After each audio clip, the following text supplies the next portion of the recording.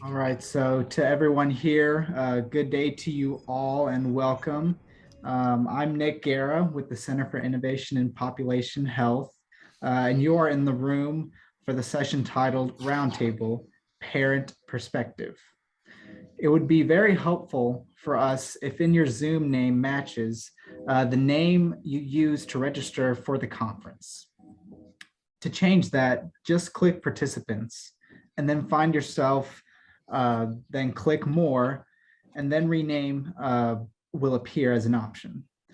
Please also include the pronouns you would prefer we use when referring to you. We would also encourage you to participate with your cameras on. As this is a professional conference, we would want to replicate the in-person experience as closely as we can. We will get started here, and we would like to make every effort to stay, if you could stay until the very end of the session. At the end, we will be displaying the code you can use for the game on the Socio app. And we would also like to remind you of for those of you seeking the CEUs, that it would be important for you to fill out a brief survey, and that link will also be shared with you at the end of the session. And so once again, you are logged into the Roundtable Parent Perspective. And I would like to introduce to you your presenters. Your presenters are going to be Dr. DeLacy Davis and Janet Hoeke. Hi, everyone. Hello, how are you? Thank you all for joining us today. We're excited to be here with you all. Wanted to start off this afternoon, actually, for everyone, and just tell you a little bit about how this roundtable came to be. I reached out to TCOM earlier this year, or early in the year, and asked them if we were going to do another parent roundtable this year, which we've done each of the last 4 years, I believe. They connected me with Ken McGill, who reached out to Dr. Davis and connected the two of us together. TCOM has always had a great commitment to amplifying the importance of parent voice in a system that cares. And Dr. Davis and I met for the first time this May. I have to say, it's been a very dynamic conversation. It started off about Black, brown, and white perspectives on self-care and caregiving. And every time we've met, we've taken the conversation in new directions, and I've learned something that has brightened and inspired my day each and every time. Our conversations are authentic and engaging and inspiring, and we hope that you find them the same today. And we're excited to share with you some of our discussions. We hope to inspire you to participate and collaborate with families and with each other in new ways today. A little bit about our format. We're going to start off with introductions, and each of you will be asked to introduce yourselves. We'd like you to share your name, where you're from, and a few words that describe your story. For example, my name is Greta Legup from Rolling Hills, Kentucky, and my story is one of determination, loss, and overcoming. Then Dr. Davis will introduce his story. I will introduce my story, and we'll move into a conversation about caregiving and self-care. Then we'll split up into breakout groups to take a deeper dive into aspects of self-care and caregiving, and then come back together and report back to the whole group. So let's get started this morning. Who wants to jump in with their story this morning? You can just take yourself off mute and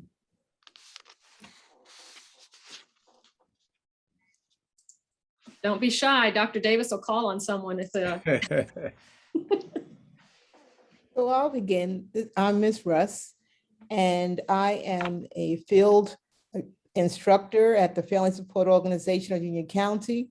I'm also a family support partner that works with caregivers of children with behavioral as well as emotional and sometimes even developmental disabilities.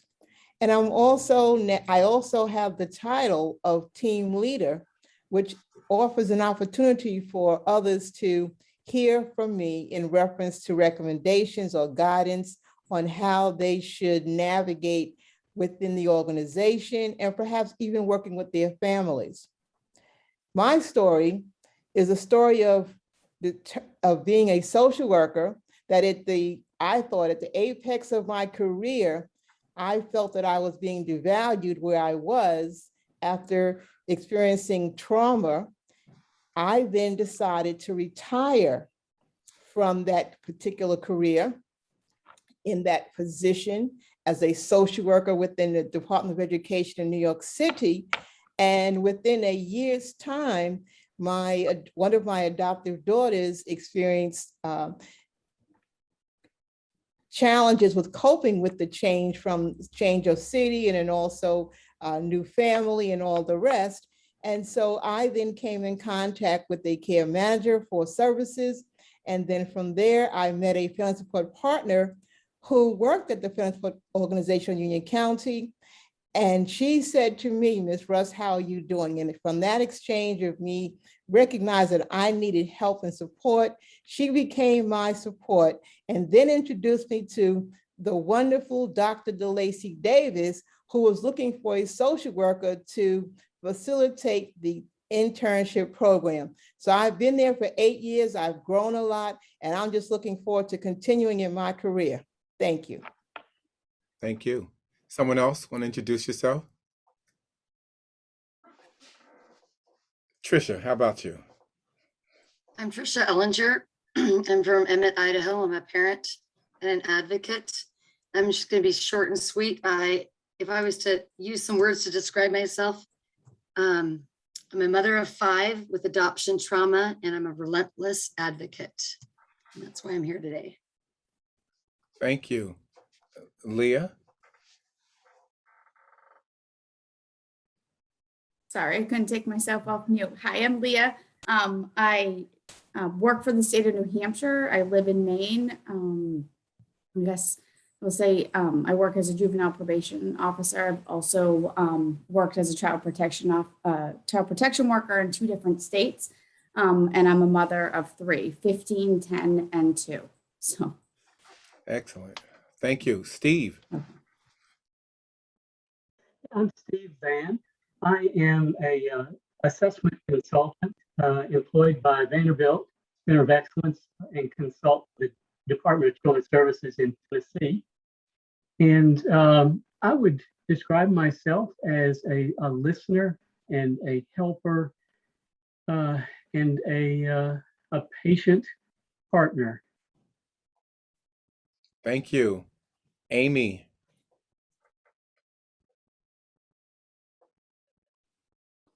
My name is Amy Mensker. I'm from the state of Idaho. I am a parent of 8 children. We adopted 5 of our children into Idaho foster system.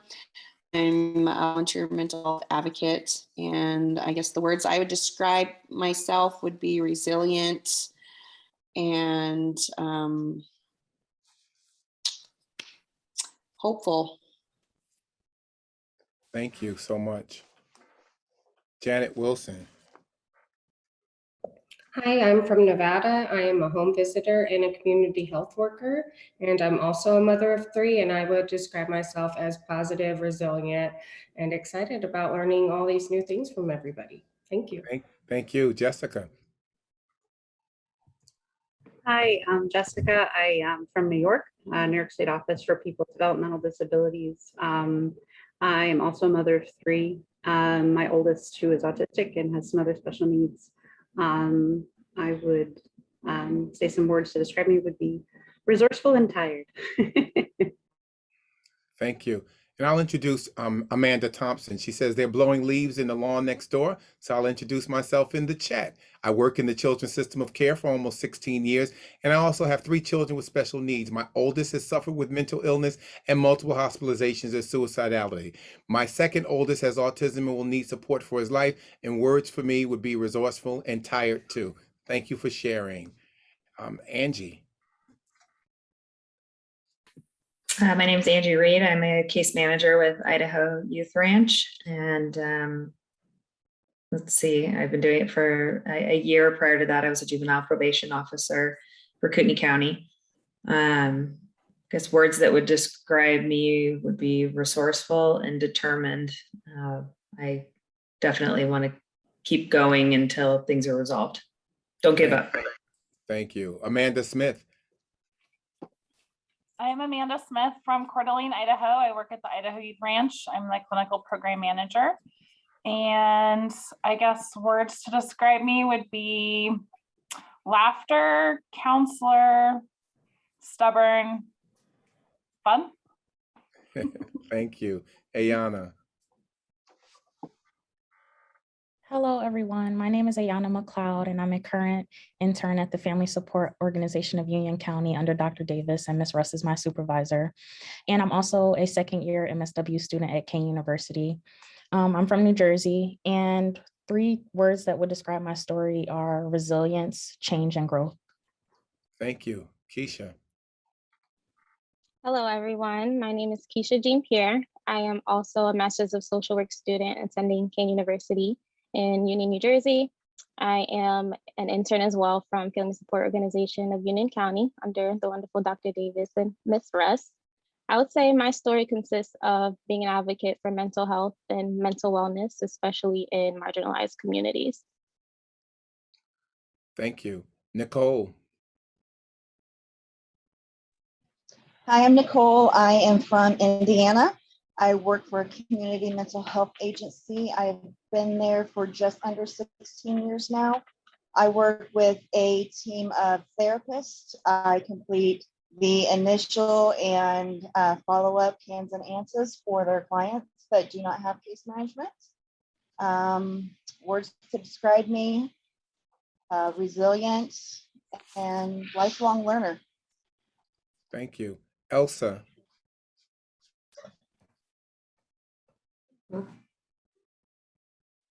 Hi, everyone. My name is Elsa Alvarado. I am an intern with FSO under Dr. Davis and Ms. Russ.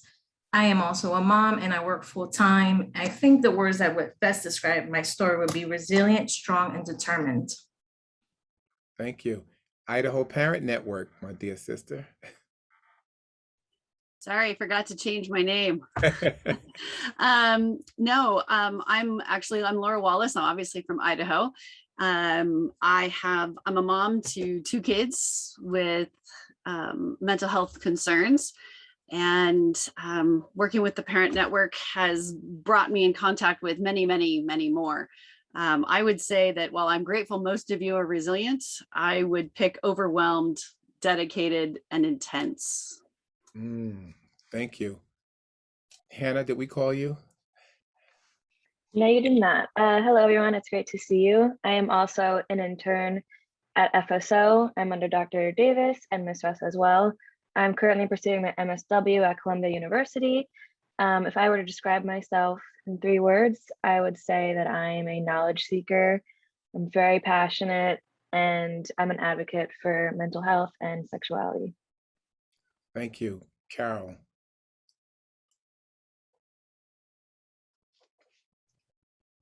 Good afternoon, everyone. And thank you so much, Dr. Davis and Ms. Hoeke, for allowing me to be a part of this roundtable, just to sit in and just soak up and absorb all the knowledge that is around the table. My name is Carol Russell. I am presently the Community Outreach Coordinator for the Family Support Organization of Union County in New Jersey, under the direction of Dr. Davis, where I provide support and resource services to parents and youth of Union County.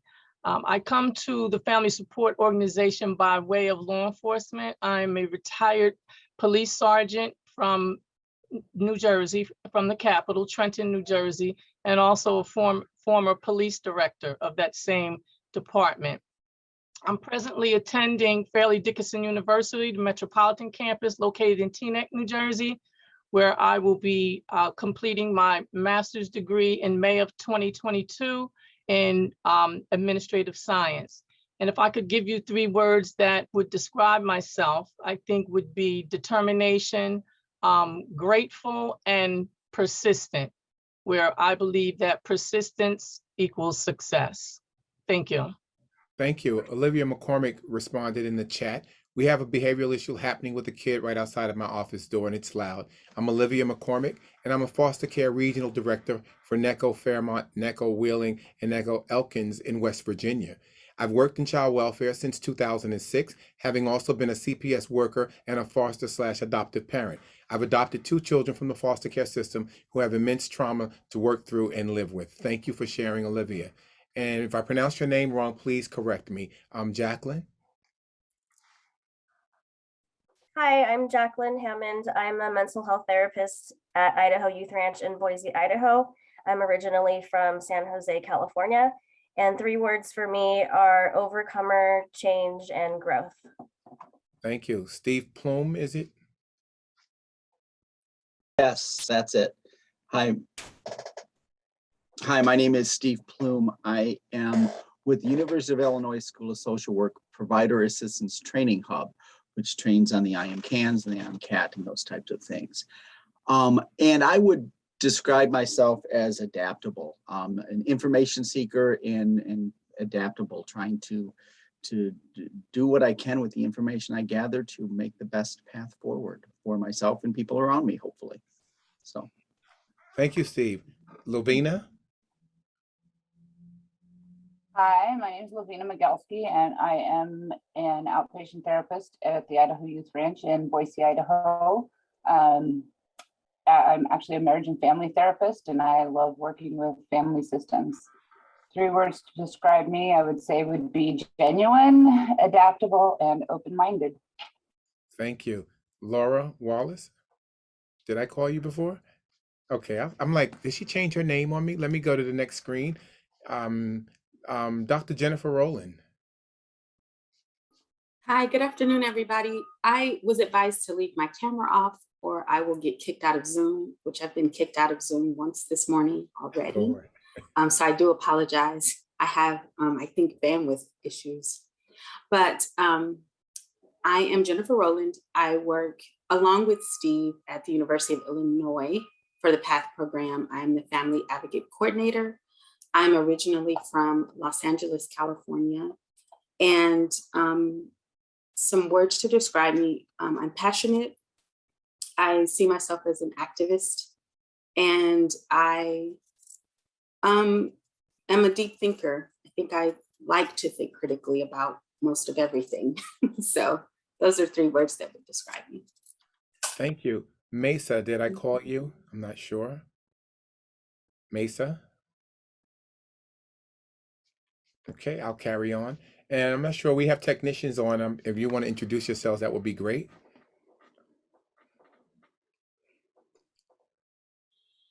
Are you speaking about me, sir? Of course, sir. Nick, so my name is Nick. Go ahead, so Nick. My name is, sorry. My name is Nick Guerra. I'm over here at the University of Kentucky. Like I said before, I am your moderator. And I would say a few words to describe myself. I'm very persistent, and I am determined. Persistent and determined. Thank you. Zach, you want to share? Sure. I am co-moderating this with Nick. My name is Zach Shootman. I also work for the University of Kentucky.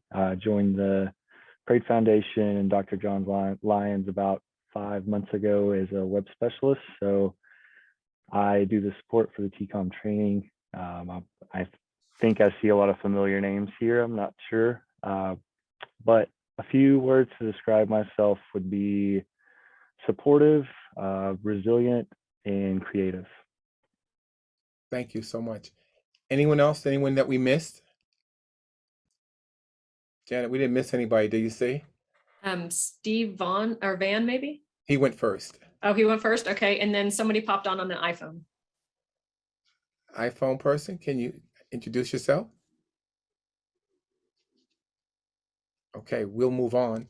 So mine is a story of resilience, disappointment, courage, police work, school principalship, research, caregiving, loving, hurting, and healing. I'm a parent and caregiver of 1 birth child, 4 adoptive children. One of my children diagnosed bipolar schizoaffective, violently molested as a child by a family member at 4 years of age, placed in the care of New Jersey, and grew up in group homes until 12 years of age when I met her in the police department. And 6 months after getting to know her, she asked if I would adopt her. And I thought she was kidding. And so I said yes. And then she started to cry. And when I realized that she wasn't kidding, I started to cry, because we teach our young people that adults should keep their word, whatever it may be. And so I'm happy to report that I met her at 12, and my mother, who helped me raise all of the children until she passed in 2012, this young person is now 31 years of age, thriving, has a 6-year-old daughter, lives out of state, and checks in with her daddy every week from wherever she may be in the world. And then the other adopted child with some challenges, diagnosed with oppositional defiance, and would fight and use weapons, had stabbed her mom in the hand, and I met her in the police department. And it was there where I learned that her parents were teaching her to, on Sundays at church, crawl between the pews and steal the wallets out of the pocketbooks and bring them back. And so when they brought her to the police department, rather than arrest her, we tried to work with her and place her in a program. And so as a result of that relationship, at about 16 years of age, she became another one of my adoptive children, and just took a liking to my mom, who was a volunteer in the program, and she became a daughter. And she's now 33 years of age with 2 boys, twins, Mason and Monroe. But her oldest child, who's 11, is named DeLacy, after Dr. DeLacy Davis, who was the sergeant then in the police department. And then, of course, my birth child. And so that is my story. But most importantly, I'd say that I'm a human who loves humanity. And that's how I would define and describe me. Janet? Thank you, Dr. Davis. So my name is Janet Hoeke. I am a parent. I live in Idaho. I have 3 children. My oldest suffered from some severe mental health issues and passed away due to suicide 10 years ago. And my youngest has Angelman syndrome, which is a severe developmental issue. I would say my story is one of freedom, self-doubt, submission, determination, loss, resilience, and love. I love what Dr. Davis said about a human loving humanity. I would say that is definitely true about me, something I aspire to be at all times. And because our conversation with Dr. Davis, my conversation with Dr. Davis started off about race, I thought I would share my race story, because mine is a story of ignorance, blindfolds, ivory towers, curiosity, compassion, heartbreak, and a deep desire to understand the human experience, all human experience. So I thank you all for sharing parts of your story with us this morning. And we're gonna just jump right in. So Dr. Davis, when we first started this conversation, we did start off about race relations. And do you want to talk with us a little bit about how that felt to have that conversation, and what we started with and where we went with it? Well, certainly, the first thing for me, and I don't know that I said this in the very beginning, but when we were put together, I said to myself, I present every day as a Black man in America. I'm born and raised in Newark, New Jersey. I experienced life as a Black man. I see the world through that lens. And I wanted to say that up front when I got to meet Janet, because I knew she was in Idaho. We got to see each other on a Zoom, and I asked myself, what in the world am I going to have in common with a white woman in Idaho? And who would put us together? And so I had to be honest about that. And we've been since May, because I think one of the things as parents, we're already in this world, in this space, when we have unique children, that we believe that other people don't understand what we're going through. They can't appreciate the struggle that we're having. And certainly in a world where we have not reconciled our race issue, I certainly had my bias coming to the table. One is I didn't know her, and I definitely didn't want to do a parent roundtable with her, but because I was asked by TCOM, and I'm Dr. DeLacy Davis now, I need to at least be professional and do one call. And that was my thought. But as we talked, and as we shared our stories, as you saw us present here, we began to recognize the things we had in common. We began to recognize the things that we understood and didn't understand. And so for me, I talked a lot about my experience around race in law enforcement, certainly me being in a police department and struggling and seeing children and their parents struggle, and a system that's unresponsive to their needs. And so that's kind of where I started. Janet, you remember anything else from what I talked about? I think that's a great summary. I think one of the things that struck me right off is that one of the things that we have in common is that we're parents first. Yes. And we love humans. And we also recognize that cultural competence is an area that impacts engagement of parents across the boards.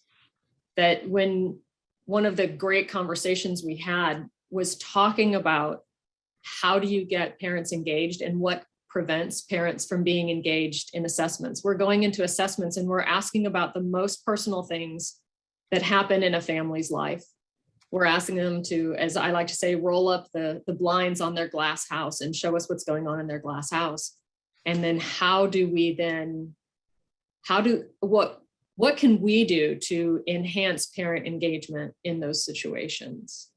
And we do, by the way, want to open this up to everyone. So if you have conversations, if you have things that you want to add, please feel free to take yourself off mute and just participate as we go through this, this conversation this morning. Yes, we want you to engage, and we talked about parent engagement because we recognize there are cultural differences and there are nuances. Even within my own family, there's some very clear differences that are cultural, that we split down some lines around academic and educational deficits, around economics, around perceived biases, even within the family. And so I'm always cognizant to talk about it because even with my children, interestingly enough, as I began to adopt children, my adoptive children were resentful at times of my birth child. And my birth child did not want to embrace the adopted children. And ironically, as the times have changed, my birth child, most recently, her name is Ayla, and she said, you know, Daddy, I love LaJuan. That's my daughter who's diagnosed by oppositionally defiant. She says, she's so talented. She's a DJ. She rides a motorcycle. She's Muslim. She's a dancer. She's an announcer. She's a seamstress. She went to FIT. And so it took many years, but some consistency to help them see the good in each other. And so as parents, we have to manage all of that. And sometimes we're in systems that don't appreciate it, don't understand it, and we're judged because we're being viewed through someone else's lens. I see Laura with a hand up. Please speak up. So one of the things that I have found is that mental health runs in my family. And we have the side of the family who feels like maybe my kid's mental health is their fault.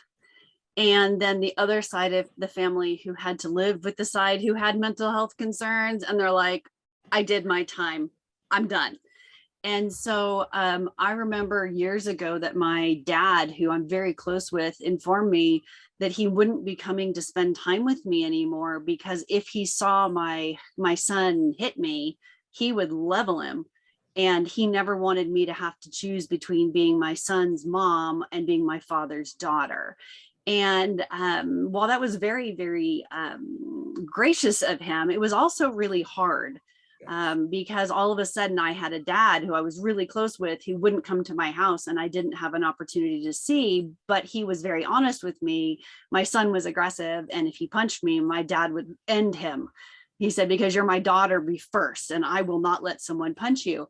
And so I have found that in my family, I am very careful what I tell them is going on. I am more open with my friends than I ever am with my family, because I have found that managing their emotional response to what's happening with my children is more than I can do.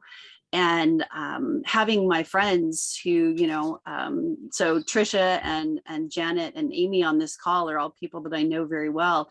And when I tell them, hey, this is happening, I don't have to explain to them the context. If I say I got punched today, I don't get, why? Or I don't get, have you told them it's not okay to punch somebody? I mean, I don't have to explain that.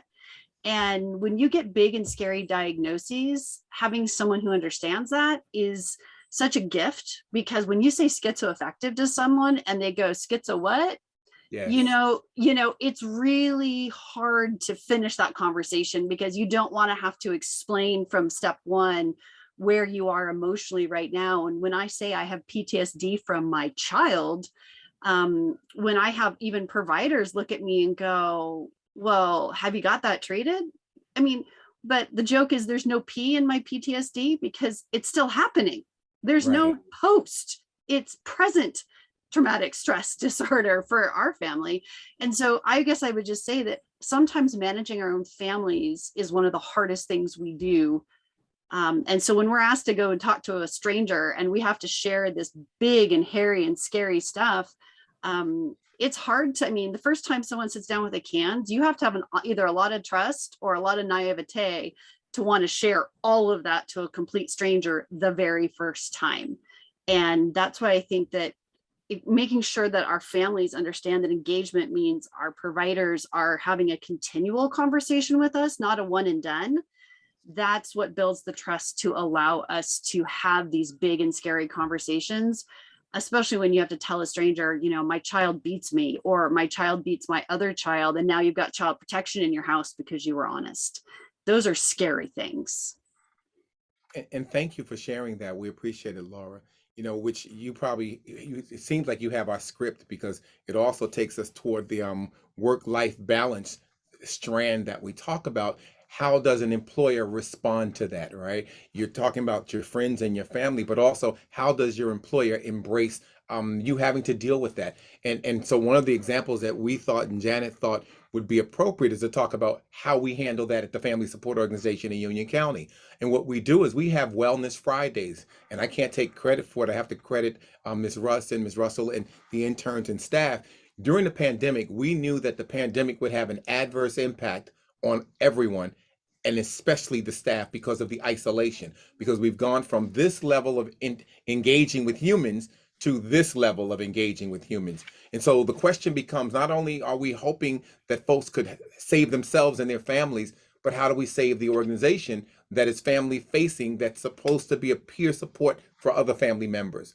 And so what we instituted was Wellness Fridays, in which, unlike the staff meeting that's on Mondays, on Fridays you talk about everything except work. So you talk about how your work week went, but you'll also talk about how you're feeling. It's a check-in, and also what are you going to do for self-care this weekend?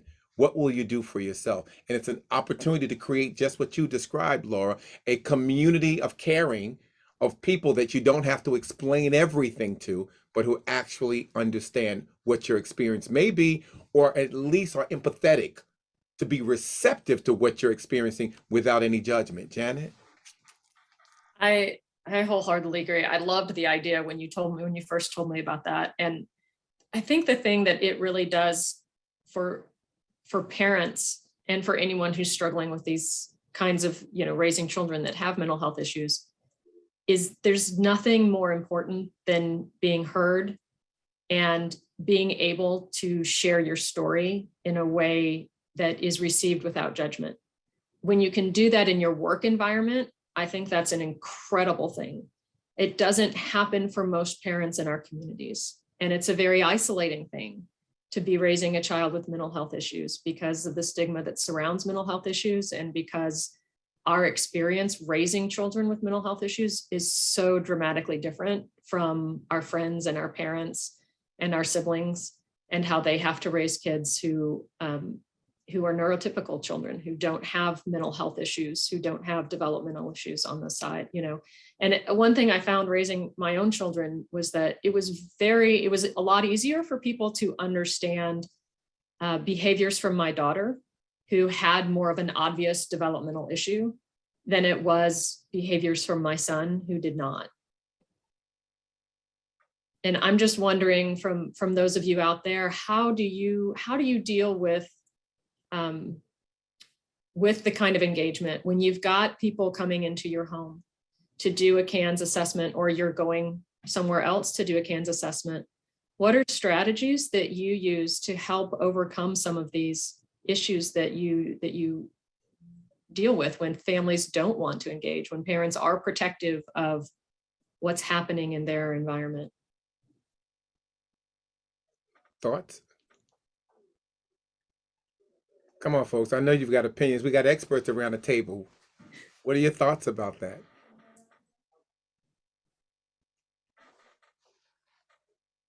Let me start cold calling. Dr. Rowland, you have any thoughts about that? I think that's a good question. I don't know. I think for me, and my son never had a CANS assessment. I didn't raise them in the state of Illinois, and they're both adults now. But I think one thing I needed to do, kind of similar to you, Dr. Davis, is let it be known who we are, what our lived experience is, our intersectional identities. And I wanted my son's therapist to understand how he has to live with his identity as a Black young boy, because that's how he's read, and that is how he's going to be treated.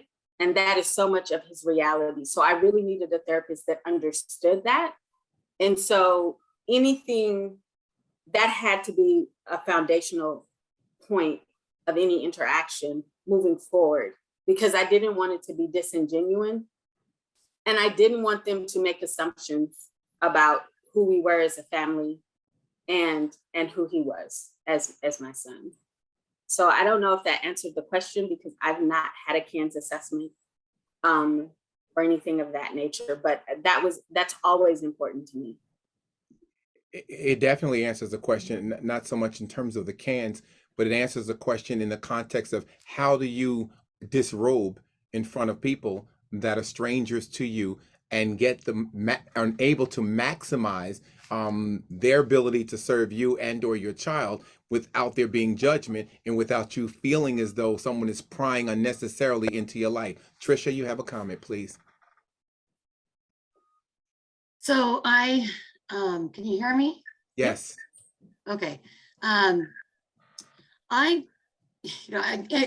I talk to someone and they ask about our culture, I often say we are white bread people. Now I tell people we are burnt toast, or I am burnt toast, because that is how I feel. I have 3 adopted children that have serious emotional disturbance and developmental disabilities. But what I want to say when I have to go in, and you said disrobe in front of a stranger, is that I go in and I say, this is what I want and see for my family in the future. Yes. Number one, I don't want them to be in prison. I don't want them to be teen pregnant. I don't want suicide. These are the things I don't want. This is what I want to see. I want to see as much independent living as they're capable of, happy, productive, tax-paying citizens. So that's what I say. This is what I would like.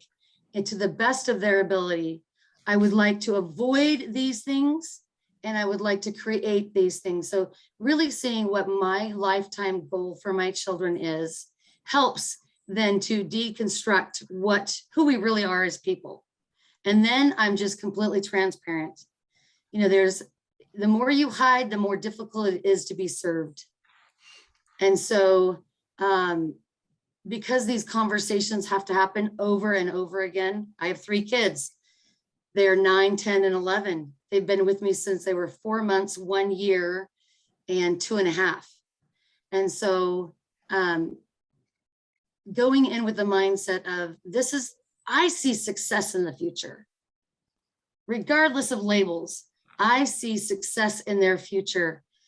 I don't see failure in their future. And so together we need to work this out so that we can get an assessment to help us go in the direction of success. I am not projecting failure. We do not project failure from our house. And so that's how I'm able to disrobe, is that I am hopeful. I see a bright future for my children, instead of saying, oh gosh, the statistics and the data show that my kids are going to end up here. No, I go the opposite direction. I see success. I see potential. I see supported living environments. And so that's kind of how I go into my assessments. Thank you. Any other thoughts from other folks on the call? My mom, and I'm going to be very transparent, and Janet knows this already, but my mom, who was an African-American woman, very fair complected, but very vocal and very protective of the children. When we went to one of the sessions, the therapist was a white female, Italian, and my mother says, I'm going to tell you point blank, I don't think white women should be talking to Black children about what they think, because you're going to tinker with their brains. You have no idea what it is to be Black. And that's how we started. I was like, oh God, where is this going to go from here, right? Nowhere to go after this but down. And Ms. Russell knew my mother well. So that's where she started. And it reminded me of Dr. Rowland's perspective, and even Trisha to the other end of the spectrum. My mom felt that she needed to be very candid about what her bias might be, but also what her belief was. Now, I was a little closer to the center than my mother. Otherwise, I wouldn't have been there. But I also, because she was co-parenting with me, I had to be in the room and have her voice heard as well. And that's also something that we're challenged with when we have more than one parent or more than one caregiver involved, and there are differing perspectives on what we need for the child and how do we manage that and how does that get engaged. What does that engagement look like? What does it feel like? And so I know one of the things that we tell our interns when they're going to work with families, learn to read the nonverbal communications.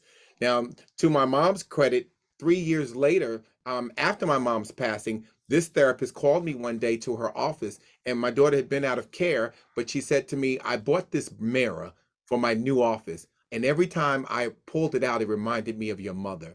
And I just think it belongs in your home and not mine. And so I have it hanging in my dining room, and it's been there now for a few years. But again, they started out here at opposite ends. They were both women, both mothers, one black, one white, and one real bias in her thought about what you could do or not do to help. But what she was really saying was it was her way of protecting her daughter.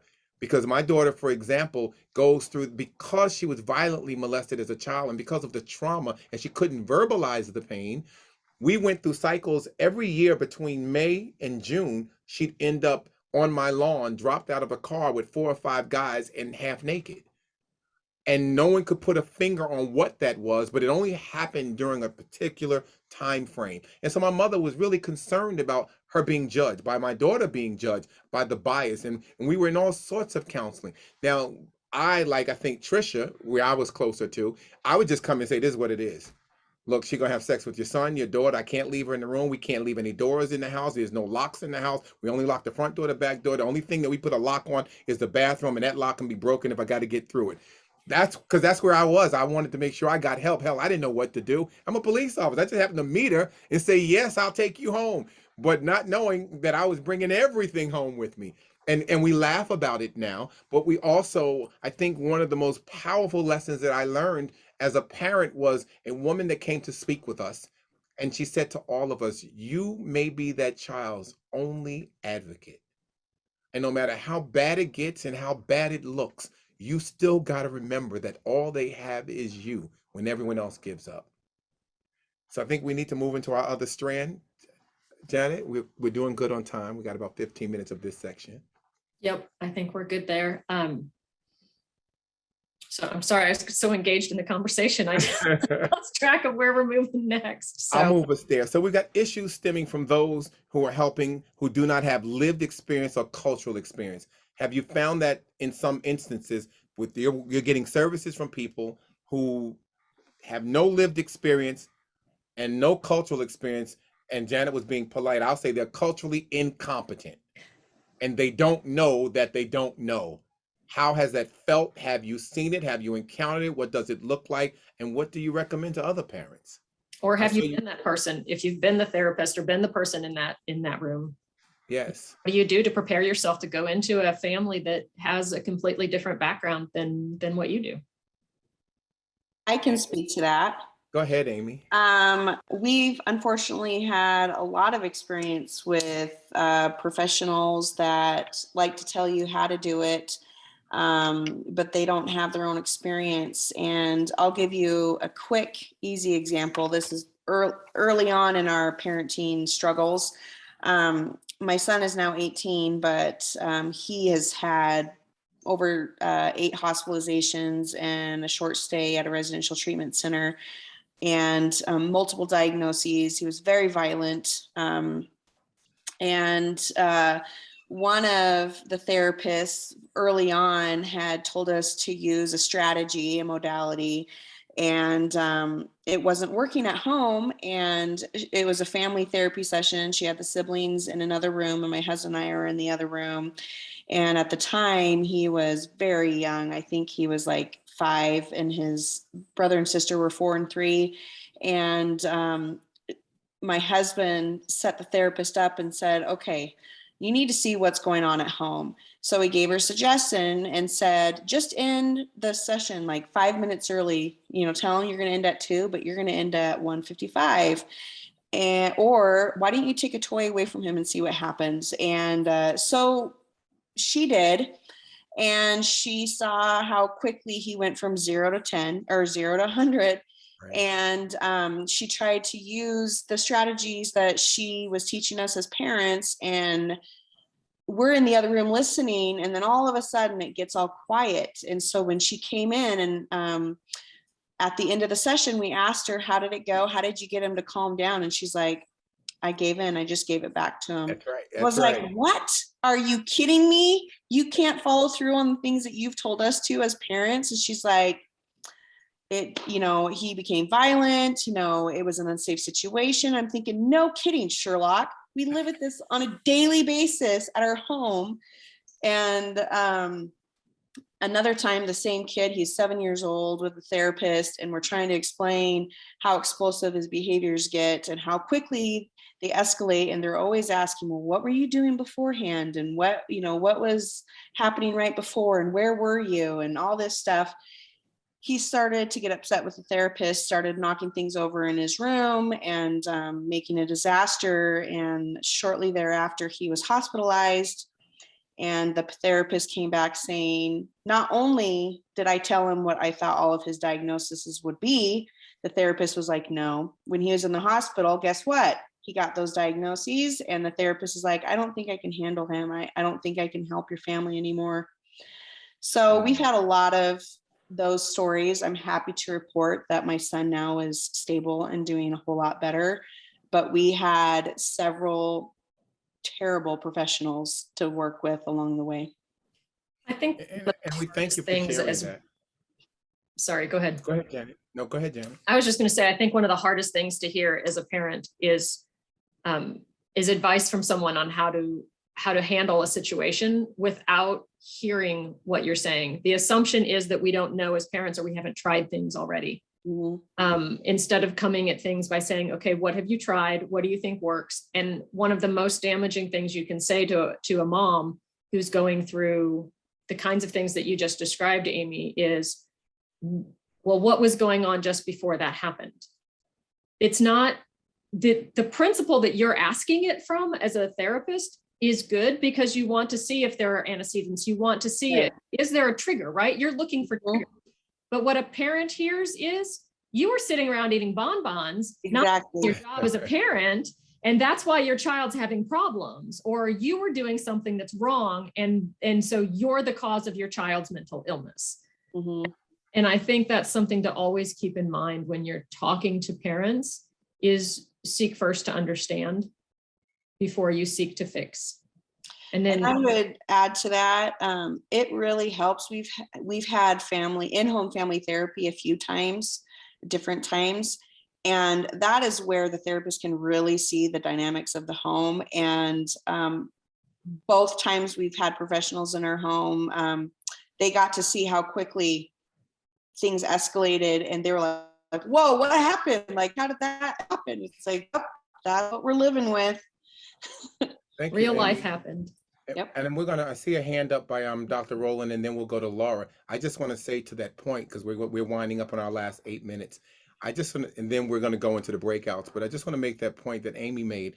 That's why we have Masters of Social Work students participating with us, because our rationale, and this is our 8th year, we've had 54 interns come through our program successfully, because they go out into the world and some of them become the therapists, some of them become the program directors. And we felt that if we could give them this experience on this side of the world where the parents are, they'll be a lot more sympathetic, empathetic, and understanding when they go into their professions later on in life. And we found that to be successful and helpful. Dr. Rowland, you have the floor.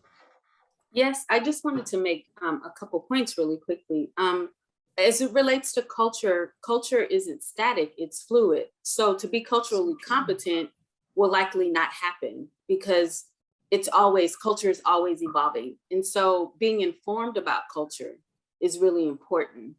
In my own experience, what I found was that a lot of people made assumptions. I was a teenage parent and I was a single parent. And so people just assumed, because I was a young parent, that I didn't want anything for myself or for my children. And I was treated that way at their schools. I was treated that way at the doctor's office. I was treated that way when I tried to get social services to support me as a young parent.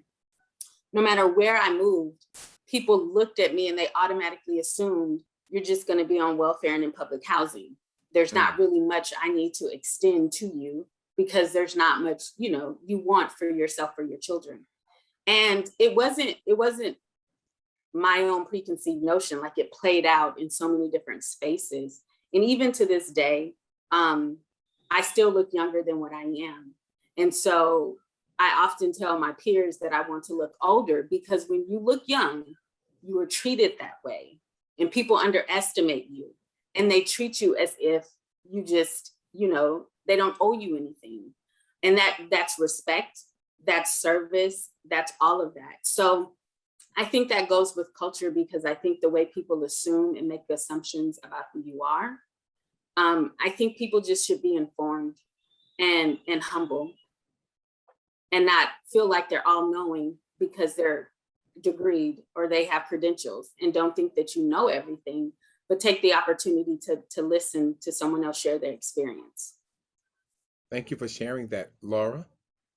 So I would just say that if I had one thing I wanted every professional to know, if I just had one thing I could make sure every person I ever talked to again with mental health understood, it would be, do not ask a question that does not have a right answer.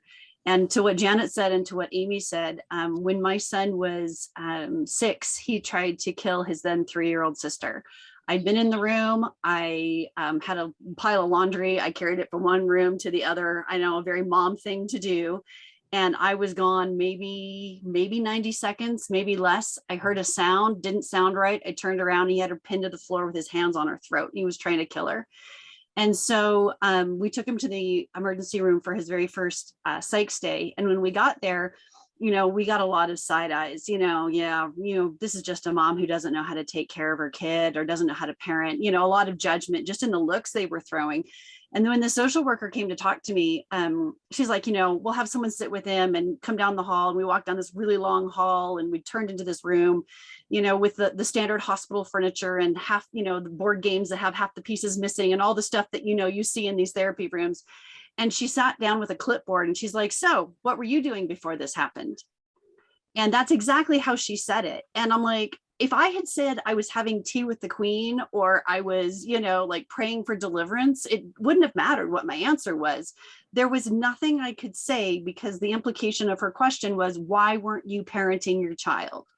And so a couple years later, we were sitting in the psychiatrist's office, and I think it's funny that Amy used the example of a toy, but a toy wasn't in my son's grasp and he wanted it. And he launched across the room, tackled me out of the chair, knocked me to the ground in front of the psychiatrist and started beating on me because he didn't have the toy he wanted.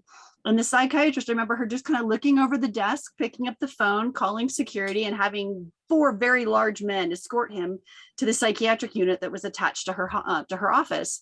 And when we got there, I got called by this social worker down the exact same hall, different lady this time, but same hall, same room, same, half-used board games. And she sat down and she said, "Oh my goodness, you have had a really hard day. Can I get you water, a warm blanket, some time to yourself? I have some questions I need to ask, but they can wait until you've had a minute because this has been a tough day." And then she went through the exact same questions the first lady had gone through, but she said, "Oh my goodness, can you tell me what triggered this? This sounds like it had to have been hard to go through. Do you know why he responded this way?" She was still asking for the antecedent, but she didn't say, "Well, what were you doing before this happened?" And so, I would have walked over hot coals for the second lady. The first lady, I was like, I'm not giving you anything, because her assumption was that I was a bad parent and I had allowed my kid to try and kill my other kid. And I was traumatized. I had just about seen a child die in front of me. And now it's my fault. I'm here, I'm getting help, I'm doing the right things. And you just place so much judgment on me. And so if that was the one thing people heard, don't ask a question that does not have a right answer, ever.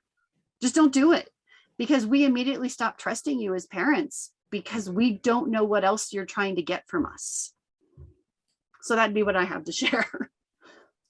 I think the challenging part too in that situation is that if you haven't if you don't approach the situation with a parent who's just been through a traumatic experience, having thought through how they're going to perceive the questions that you're asking, then even if you aren't thinking that they're the reason that it happened, you need to understand that that's the way that it's going to be taken on their part. So to be able to process that ahead of time, and like this other woman did with her, to be able to say, what do you need? We know this has been hard, to have that empathetic response. I think I've seen that work with many, many parents where they are heard and acknowledged right where they are in their experience with their child, and know that even when the situation doesn't look ideal from the outside, that families are doing the best they can, and being heard and being acknowledged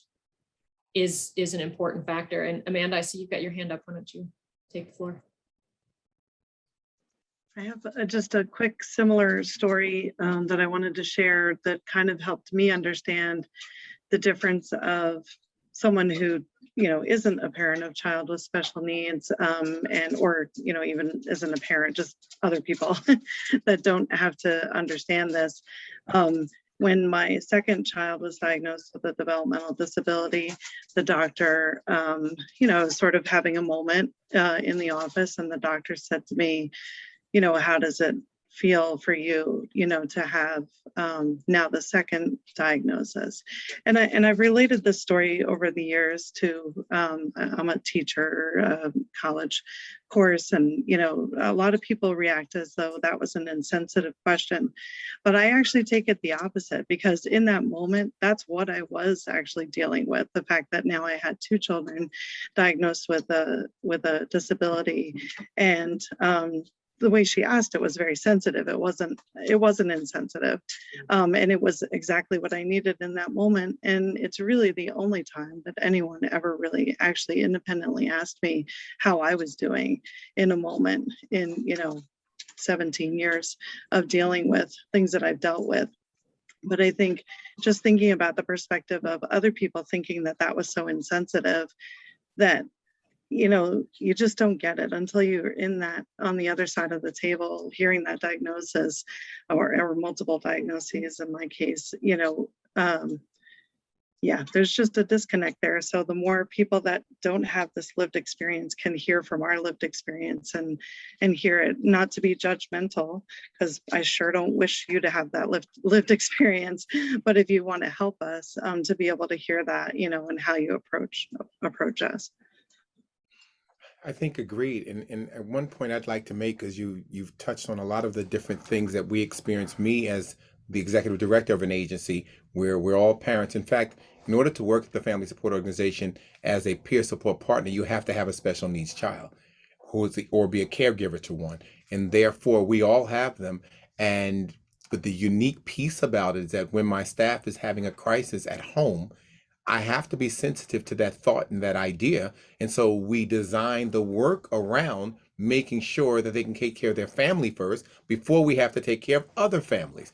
And so, for example, even during this pandemic, we're on a modified schedule. And so uniquely, for example, we had staff with much smaller children who were now at home during the pandemic. So now what do you do? Because they don't have anywhere to send them to, and they still need to go to work. And women, more often than anyone else, were subject to the bias because they're home with the children. And so here I am as the employer and the only man in the organization, right? What do I do? Because I still have to service families, but I also want my staff to be whole, and we want to make sure there's a work-life balance and that they're okay. So what we did was we modified the schedule. So rather than coming 5 days during the week on site, we were down to coming in 3 days during the week.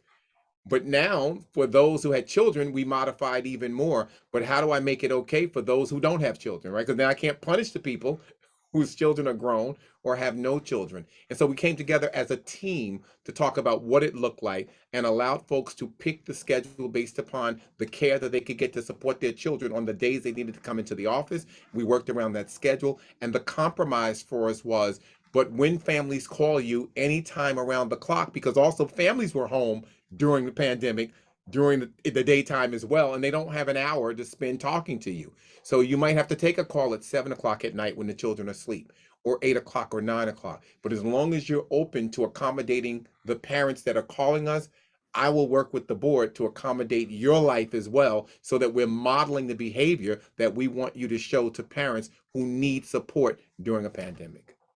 So that's kind of how we handled some of that and continue to handle it even now. Even with our interns, I mean, they're students, but they've got some, like, for example, I think all but one of them's home because some of them had all sorts of other things they have to do, but they also wanted to participate. So we modified the schedule to allow them to leave here early today, get home, get comfortable, and still be able to do the work and then go into the rest of their lives. So thank you all for sharing that.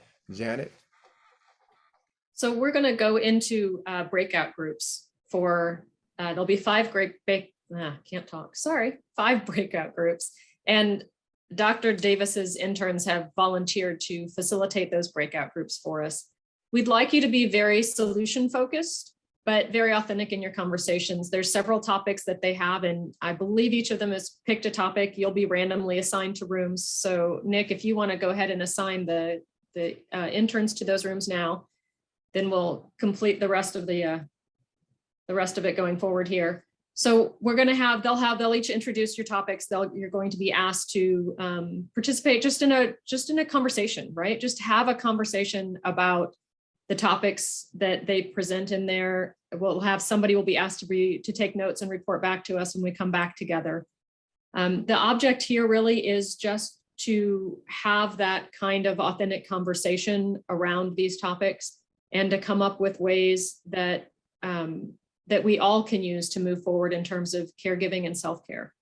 So enjoy your breakout groups.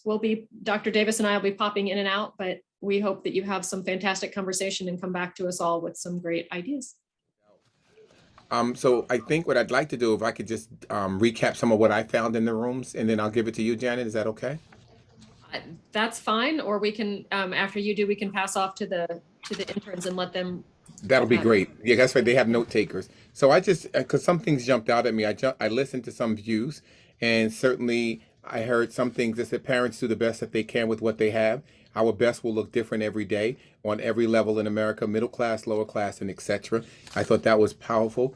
Some folks talked about there being too much turmoil in some of our lives and never thought about Black people whose children are driving cars as a source of trauma or stress. Or privilege. They talked about privilege, cultural competence, the LGBTQI community being bullied, and talking about giving oneself grace because their child may be asking you to do something about it, not knowing what to do. So you have to do the research and study, but also have to do something. I heard in the breakout that lack of engagement for some parents may just be them losing hope, not that they're not engaged, but everything that they've tried has not worked.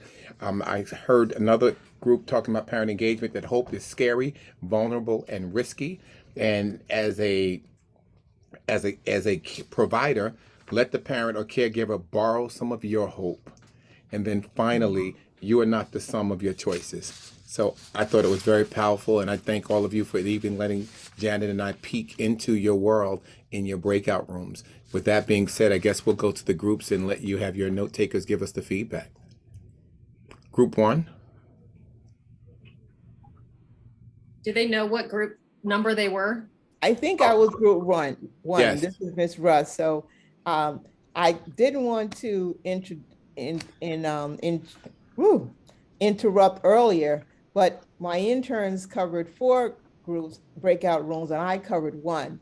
So I says, well, I'm the intern. So we had breakout room 1, and the choice was to discuss forgiving oneself and giving oneself grace. And I am so happy that they presented their experiences as well as solutions. Some of the experiences included that they were able to understand that before you can fix from the perspective of the other individual's situation. So grace, you might get it wrong sometime. You just might in working with families and children. So understand that. And also, once they became parents, they realized that as clinicians, when they were sharing to be consistent, telling parents be consistent, do it this way or do it that way. When they became a parent, the experiences that they had as parents gave them grace to understand that just maybe you don't know it all. So solutions about having grace is a big component to doing what you can do to openly learn from experiences, being open to new experiences, and also knowing that you need to have an awareness. And the awareness is that you do not have the imposter syndrome, but that you only do and speak on what you know. And if you don't know, then you do ask or just say, I don't know. And humility is very important so that we do not pretend that we're all knowing. If I forgot anything, please let me know, because I was listening as well as trying to take notes. It was so good. Right. Group 2? Or Nick, you can just tell them who group unless they don't know. Sure. So group 2 was Hannah.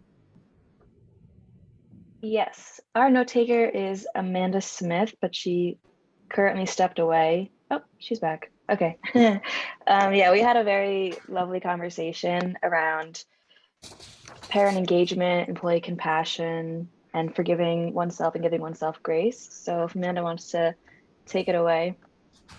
Sure. So we were the group that was talking about hope and validating the lack of hope and letting families who are desperate and tired and frustrated and have been put through multiple systems borrow our hope, but also that's really risky and vulnerable.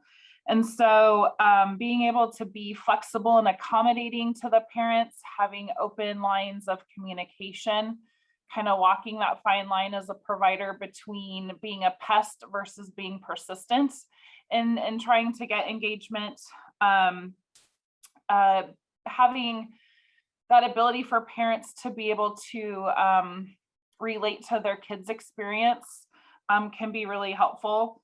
And then, we just kind of talked about how really, lack of parent engagement and employee compassion and forgiving oneself, they all kind of interweave. And so we talked about the different things that can help, for specifically for providers during just having compassion, because the cases are hard and a lot of times we do hit walls and a lot of times everyone's at their wit's end and it's frustrating and challenging work. And so we talked about, the value of supervision and staffing cases, the value of employers and agencies valuing the mental health needs of their providers, being able to have the shared experiences and conversations with others in our field of practice, and then doing more lighthearted things like agency retreats and team getaways or parties. And even though those aren't big fixes, that sometimes are just the little break that we need to step out of all the heaviness that we're all experiencing. Group 3? Thank you for sharing, Amanda. I believe my group was group 3, and I worked with Amy, Trisha. We lost one other individual, and Amanda as well. And Amy was our note taker, but one thing that I just wanted to point out to parents, I love Trisha gave the perspective of always just remembering to ask for your options. Sometimes just to never be afraid to ask, because you never know until you ask a question about what resources are available. Amy, you can take it away. Thank you. Okay, so we talked about employee compassion in regards to family needs. And it sounded like those who worked in the mental health field, the employers seemed to be more compassionate and the environment seemed to be more collaborative. One of our participants talked about how she worked in the juvenile justice system and then switched over to mental health, and how there is a definite switch or shift in the thinking, wanting to know the reason behind the behavior and walking alongside the family and just more compassion and collaboration. So I thought that was, that makes sense and it's interesting. We talked about, in order for employees to feel like their families are important or that the company cares about them, you should invite the families to be in the office. You know, my husband, they used to have families were allowed to come in for different lunches for different times of the year. We talked about how the boss can really set the tone by inviting their own family into the office. Someone talked about allowing trainings to be done from home. So if there's going to be a training that's going to go over the hours that they are normally in the office, allow their employees to go home and access that training from home to give them that flexibility that they need.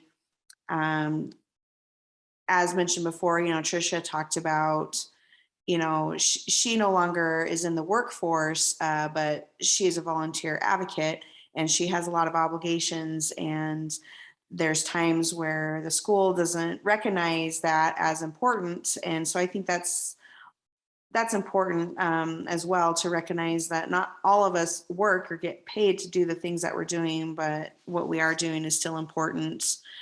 We talked about how it is difficult as a worker to find employers that are more flexible and compassionate for parents who are raising children with severe emotional disturbance or developmental delays.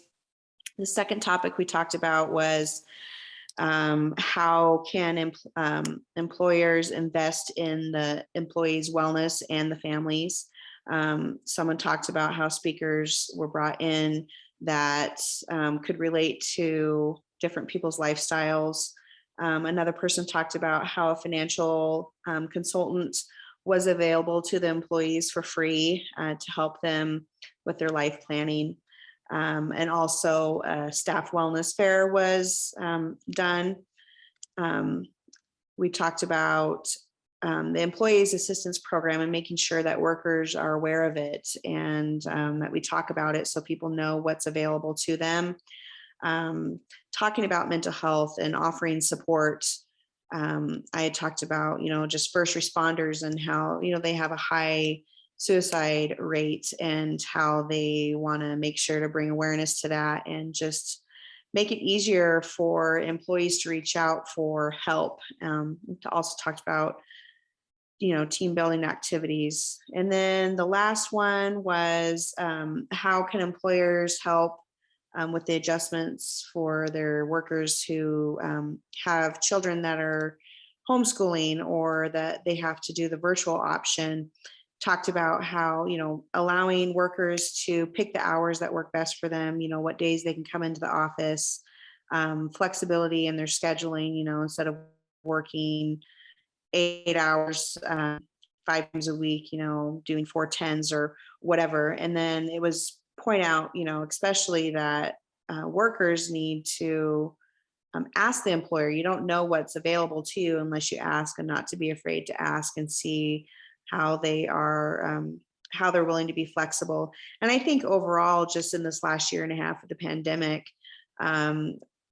we have been forced to find ways to be creative and think outside the box and be more flexible. And I think moving forward, as we come out of this crisis, that it will allow the workforce to be more flexible and compassionate towards families. And so I think that is very hopeful. And that's what I have. Excellent, excellent. Deep conversations. Group 4. I think I might be group 4. Hi, everyone. What our discussion was forgiving oneself and creating learning opportunities for everyone. And my note taker would be Jennifer. Yes. So Elsa asked, how do we forgive ourselves and give ourselves permission to make mistakes? And some of the things the group said was that we should speak with our children as well and bring them into our conversations and perhaps ask them for forgiveness, and understand that we're just human, so mistakes are going to happen. Another point that was made was that living to our own expectation and not the expectations that others have of us, to be perfect or to be without mistakes. We talked about the expectations that women often have being mothers and being women, and how society places somewhat of a higher expectation on women to perform as mothers, and making sure that we create our own expectations for ourselves and our families. And then it was, how do we bounce back when we make a mistake? And we shared some stories about things that had been done, maybe in error or in fault, but just not beating ourselves up about it, acknowledging that it happened, not making the mistake continuously, but learning from the mistakes that we make. And then sharing our experiences with others as a learning opportunity for them. And perhaps maybe, keep others from making the same mistakes that we've made through our stories, and sharing those stories with others. One point that was made was having self-compassion and having empathy for ourselves. And let's see. And then lastly, how do we reach out for those supports? Like, what do we do once the mistake has been made? How do we move past it? And it was, leaning to friends, leaning to family, and, having those conversations with our children about things that we did, things that we do better, apologizing to them when necessary. And I think that was it. If I left anything out, please, group members, let me know. Thank you. I see a thumbs up for you from Jessica. So it seems you've captured everything. And finally, group 5. So we also discussed forgiving yourself and giving oneself grace. I did share a quote with my group that we kind of used as a foundation for our discussion. Feeling compassion for ourselves in no way releases us from responsibility for our actions. Rather, it releases us from the self-hatred that prevents us from responding to our life with clarity and balance. Tara Bradge. Our representative will be Miss Lavina. So our group did a lot of personal sharing, which was great, because through the personal sharing, we were able to see how certain aspects of this forgiving ourselves and giving ourselves grace can play out in real world experiences. A couple of themes that were very evident were that we need to be aware of our own social competence in dealing with others and in listening to their stories. Transparency and humility were a few themes that were presented. Specifically, when being transparent, just listening, and how listening can be such an effective intervention for people. And listening is a self-care tool as well. Another theme was recognizing our weaknesses, and when we have those weaknesses, understanding that there are places we can go for concrete support when we need that support. And it might come in an unusual form, not who you would think it would, but it could be there. I don't know if I missed anything else. I just kind of wrote down themes. So Keisha, if there's anything else, feel free to add. Okay, she gave you a thumbs up, so I think that's everything. I'm going to turn it over to my partner to close this out. However, I just want to thank everyone for sharing. We certainly want to thank Nick and Zach for making sure that we stayed up and running. We want to thank Ms. Russ and Ms. Russell and all of the interns from the Family Support Organization College Internship Program. We bounced into all the rooms. You did outstanding jobs. You actually defied the odds for those in the field that don't think that college interns can come to this field and be sympathetic and empathetic with parents. So thank you, made me proud. And certainly I want to thank all of you who participated, whether you're parents, caregivers, service providers, or just observers. We can't do this work without you. It requires all of us. We need to, as I said, be humans who love humanity, because it makes all the difference in the world. Some of the pain, some of the trauma, some of the difficulties that we all talked about didn't have any particular race, religion, political affiliation, height, or gender attached to it. It was about our children and our experiences with our children and the people whom we love. And so I thank you for the opportunity to serve you, to come before you, and to be a part of this awesome roundtable that my friend Janet had thought it not robbery to share with me. This little kid from Newark, New Jersey. Thank you for the opportunity to partner with you, Janet. You got the floor and the close. Well, thank you, Dr. Davis. It's an honor as always, not only to work with you today, but with your staff, your interns, and with everyone else who participated today. I do want to make sure that I point out, at times coming from a parent perspective, I forget that it's incredibly difficult, the work that you all do as professionals, because you not only deal with the difficulties in your own families and your own lives, but you deal with the traumas of multiple people's lives and multiple people not necessarily understanding or not coming at it from the same cultural perspective. So we're asking so much of you to be able to be culturally competent and compassionate and understanding to all of the variety of families that you run across and that you help on a daily basis. And we're so grateful to you and for your passion to come to a group like TCOM, because it means that you are valuing humanity, that you want to come and learn and be better and share the gifts that you have with others. And I am so eternally grateful for all of that and for you coming and sharing with us all today.